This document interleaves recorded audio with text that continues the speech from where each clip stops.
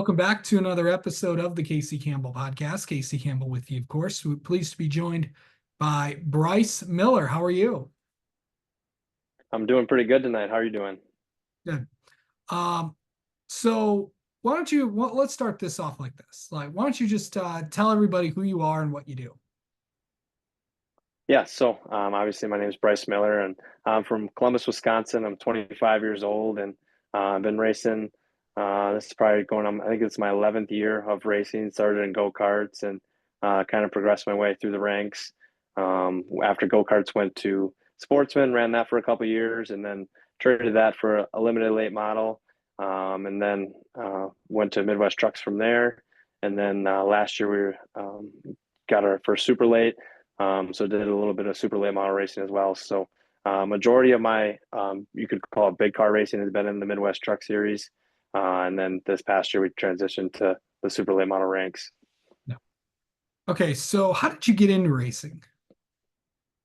Yeah, so racing's been in my family forever. My grandpa raced way back in the day in enduros and derby cars type stuff. So it's a little bit different than what we're doing today. But so he raced, and then my uncle raced, and then my dad raced as well. So it's kind of been in my family forever, in my blood, and it's a pretty cool sport, and the connections you make along the way make it even better. So I'm blessed to grow up in a racing family, and it's kind of all I've ever known. Yeah. Okay, so I mean, I know you've gotten a lot of things that you've been able to accomplish so far.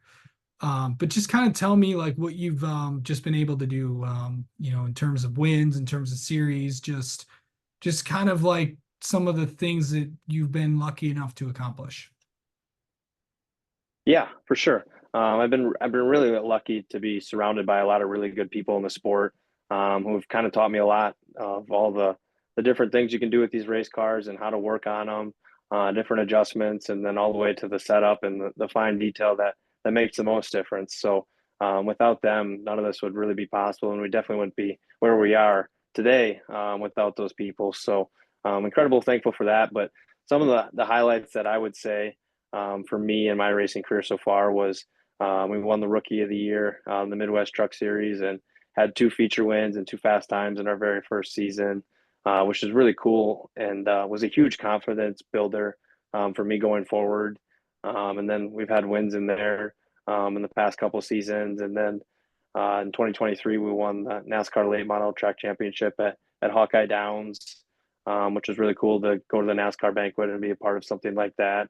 And then just all the different wins. I won a 602 crate race at Oktoberfest, which was awesome. I won the faster than a speeding bullet at Oktoberfest. So those would be some of the highlights, and just incredibly thankful for all the different opportunities and car owners that I've had so far. So, I know you're 25 years old. Kind of tell me about, I know you're a college graduate, you went to Wisconsin, Green Bay. What was that like for you? It was awesome. I loved the University of Wisconsin Green Bay. Met some of my best friends that I'll be with them for life. And I just got back from Green Bay this past weekend, hanging out and watching the Packer games. So it was different in college though. Trying to race, it was kind of weird because when part of the years that I was in school was during COVID. So I would kind of did school the opposite way. I'd come back during the week and build race cars, and then go back on the weekends to kind of catch up on schoolwork. And then I did that for about 2 years. But my friends would always ask me, "Why are you leaving every weekend?" It's like, well, I got to go race. And so it was different going back and forth all the time. I got that 2 hour drive down pat, and but after that, it became a little easier getting a full time job. I could work on my race cars a little bit more. Yeah. Kind of explain like, this is this we'll talk about the super late model deal in a minute, but you've created also, also kind of developing younger drivers to get in there because you also have the Midwest truck team and all that other fun stuff. I think you just made it a big announcement about someone's going to drive for your team as well. Yeah, so we've had a lot of exciting things in the work, and we have a young kid from Georgia. Austin Warner is going to come up and race my truck, the Midwest Truck Series. He's 14 years old, so I'm going to kind of help develop him as a racer, and he's going to race in the Midwest, where I think is a great place to grow up, and you'll cut your teeth with a lot of really good racers and get to race at a lot of different variety of tracks.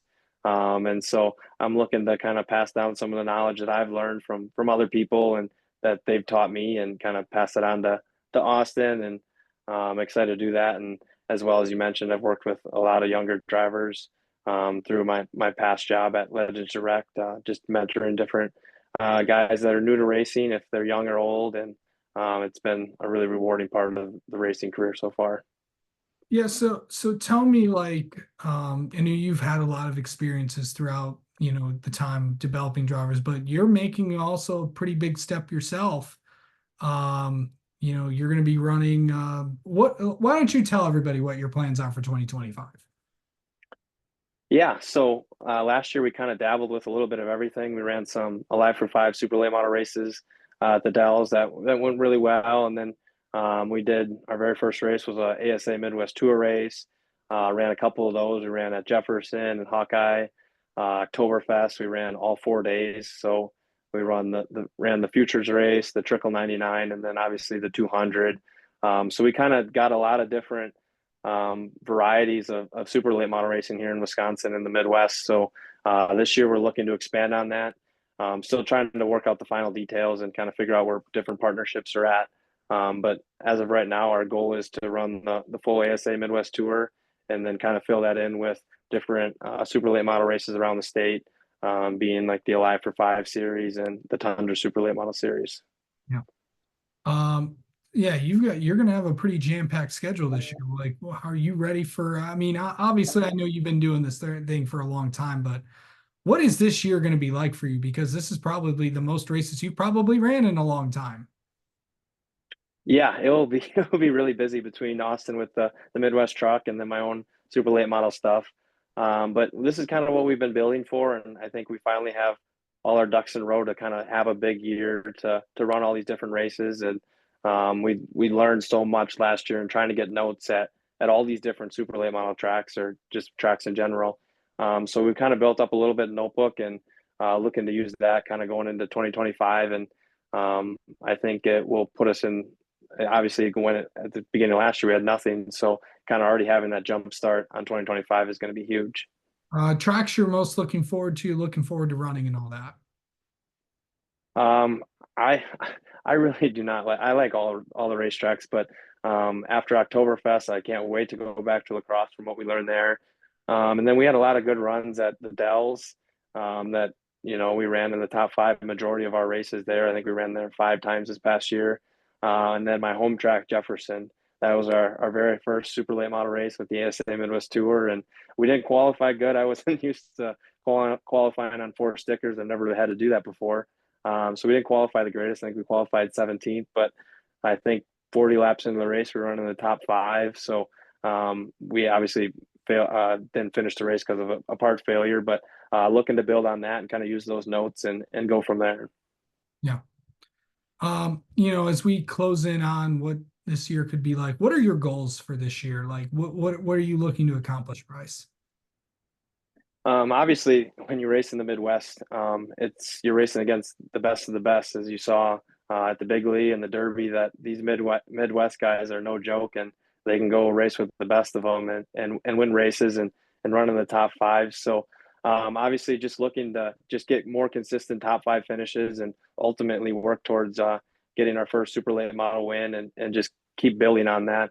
Obviously, it's really tough up here, but we showed that we can run with these guys, and just kind of got to put it all together here. Yeah. Okay. Bryce, since this is your first time on here, we got to get to know you a little bit. How about that? For sure. Okay. Um, what do you like? What do you like to do outside of racing and just outside? What is because I know Bryce has a lot of interests outside of racing as well. Yeah, so I'm a huge sports fan. So the Green Bay Packers, that is everything. So if they playing on Sunday, there's no shop work getting done from that time frame. And then love the Milwaukee Bucks. So between those two, it kind of keeps me busy and fills in my off season. And I love playing golf, but it doesn't always work out the best with racing being in the summer. But try to get out as much as I can, and then just hanging out with my friends that not I don't want to say neglect in the summer, but don't get to see them as much just because of the racing schedule. So kind of make up for all that kind of stuff in the winter months. Best moment from 2024, you think? That'd be tough. That's tough to say. I would say if I had to pick one, it'd be the Oktoberfest 200. We were planning on just kind of running Thursday, Friday, and then we finished fourth in the Trickle 99 in the last segment and just really improved upon our just overall race speed throughout the weekend. And so we decided to run the 200 lapper, and that was our first ever attempt at that. And we kind of hung in the top 10 all day. And then we came in for the pit stop, made a good adjustment. As our first pit stop as a Yeah. team in the 200. So we are kind of getting used to that. And then we finished seventh. So I think I saved tires a little bit too much there at the end. I think I could have pushed harder and got a couple more spots. But all in all, it was a great race and just a great way to kind of end 2024 and build on to 2025. Okay. What is an interesting fact people do not know about you, Bryce? Ooh, that's tough. Interesting fact. I would say that I was on the varsity golf team for all 4 years in high school, and was captain all or three of my 4 years. So, not a lot of people know that, but that's something I love to do and try to do as much as I can. All right. Well, Bryce, thank you so much for the time as always, and we'll talk to you soon. Sounds good. Thanks for having me on, Casey. Appreciate it.